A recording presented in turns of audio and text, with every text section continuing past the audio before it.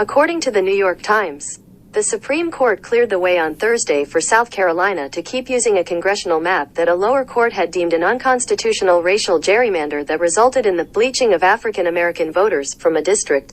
The conservative majority, by a 6-3 vote, returned the case to the lower court, handing a victory to Republicans by allowing them to maintain boundaries that helped make the district in question a party stronghold. The immediate effect of the ruling will be limited, as the court's delay in ruling had already ensured that this year's elections would take place under the contested map. But the majority opinion, written by Justice Samuel A. Alito Jr., will have an impact beyond South Carolina in the years to come, said Richard L. Hasen, a law professor at the University of California, Los Angeles. Supreme Court sides with Republicans over South Carolina voting map. The case concerned a constitutional puzzle: how to distinguish the roles of race and partisanship in drawing voting maps when black voters overwhelmingly favor Democrats. South Carolina's 1st congressional district had elected a Republican every year since 1980, with the exception of 2018. But after a close race in 2020, Republican lawmakers redrew it. Credit: Hillary Swift for the New York Times. By Adam Liptick. Reporting from Washington. May 23, 2024. The Supreme Court cleared the way on Thursday for South Carolina to keep using a congressional map that a lower court had deemed an unconstitutional racial gerrymander that resulted in the bleaching of African American voters from a district. The conservative majority, by a 6-3 vote, returned the case to the lower court, handing a victory to Republicans by allowing them to maintain boundaries that helped make the district in question a party stronghold. The immediate effect of the ruling will be limited, as the court's delay in ruling had already ensured that this year's elections would take place under the contested map. But the majority opinion, written by Justice Samuel A. Alito Jr., will have an impact beyond South Carolina in the years to come, said Richard L. Hasen, a law professor at the University of California, Los Angeles. Justice Alito for a court majority has once again come up with a legal framework that makes it easier for Republican states to engage in redistricting to help white Republicans maximize their political power, Professor Hasen said. The ruling was the latest in a series of closely divided decisions on elections that are a distinctive element of the work of the court led by Chief Justice John G. Roberts, Jr., including ones that have amplified the role of money in politics, made it easier to restrict voting and exempted partisan gerrymandering from review in federal court. The trend is not entirely uniform, as the court ruled last year that Alabama lawmakers had diluted the power of black voters in drawing a congressional voting map. But the overall pattern has been to limit the oversight of elections by Congress and the federal courts, often in ways that have benefited Republicans. In the case decided Thursday, Alexander versus South Carolina State Conference of the NAACP, number 22807, the court's majority held that courts must generally credit lawmakers' assertions that their goal in redistricting was partisan, which is permissible, rather than based on race, which is not. We start with a presumption that the legislature acted in good faith, Justice Alito wrote. Quoting earlier decisions, he wrote that courts should avoid grave accusations against state lawmakers. When a federal court finds that race drove a legislature's districting decisions, he wrote, it is declaring that the legislature engaged in offensive and demeaning conduct that bears an uncomfortable resemblance to political apartheid. We should not be quick to hurl such accusations at the political branches. In dissent, Justice Elena Kagan accused the majority of erecting hurdles to make it all but impossible to challenge voting maps as racial gerrymanders.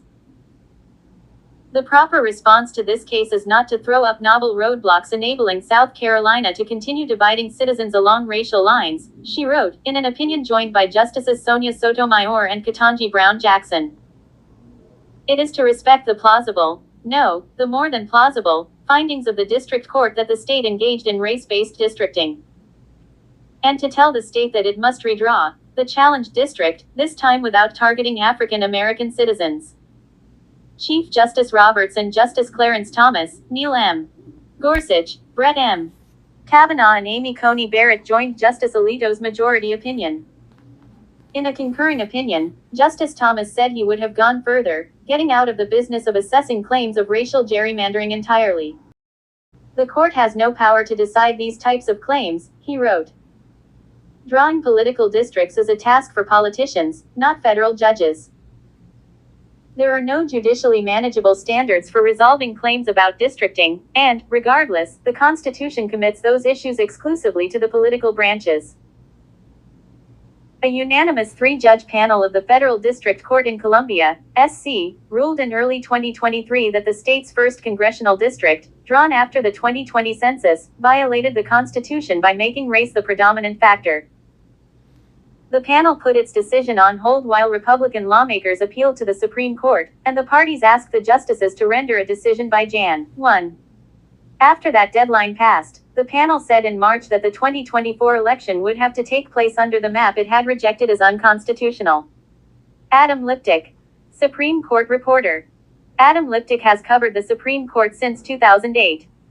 He started at the Times as a copyboy in 1984, and later left to attend Yale Law School. He became a practicing lawyer and worked in the Times' corporate legal department before returning to the newsroom. With the primary election procedures rapidly approaching, the appeal before the Supreme Court still pending and no remedial plan in place, the panel wrote, the ideal must bend to the practical.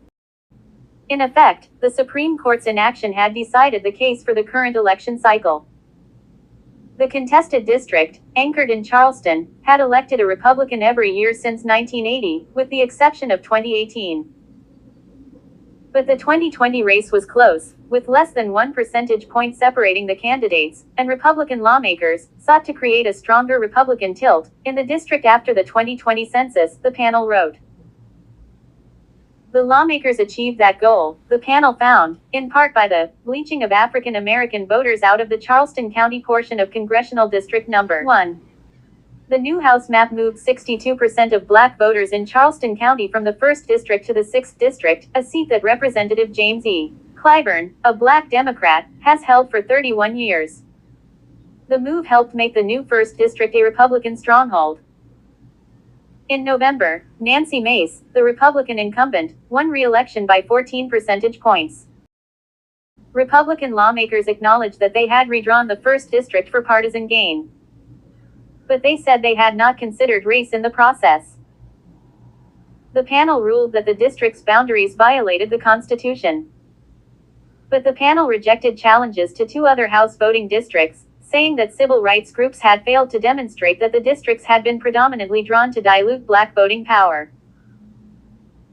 The Supreme Court has called for very close scrutiny of a state's actions when race is shown to be the predominant reason for drawing legislative districts. That principle, rooted in the Constitution's Equal Protection Clause, is often invoked to limit the creation of districts that empower minority voters.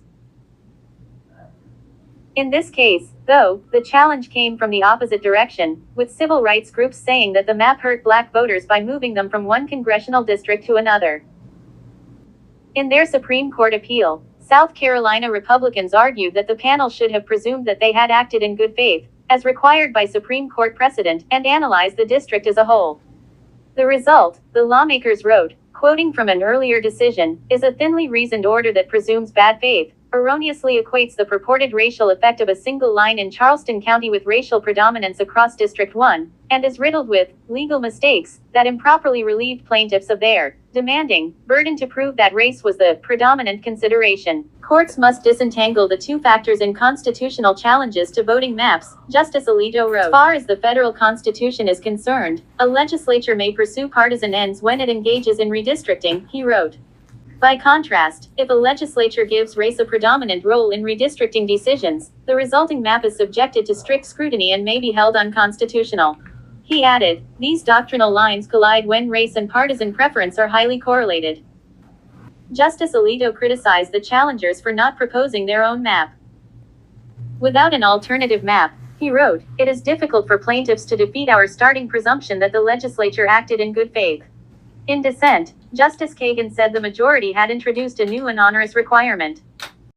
As of today, she wrote, courts must draw an adverse inference against those plaintiffs when they do not submit a so-called alternative map, no matter how much proof of a constitutional violation they otherwise present.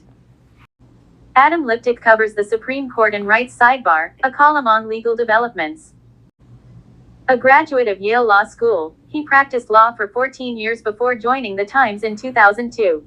As you leave the page, don't forget to hit the like bell. And subscribe to the channel if you haven't done so as yet. Thank you for watching.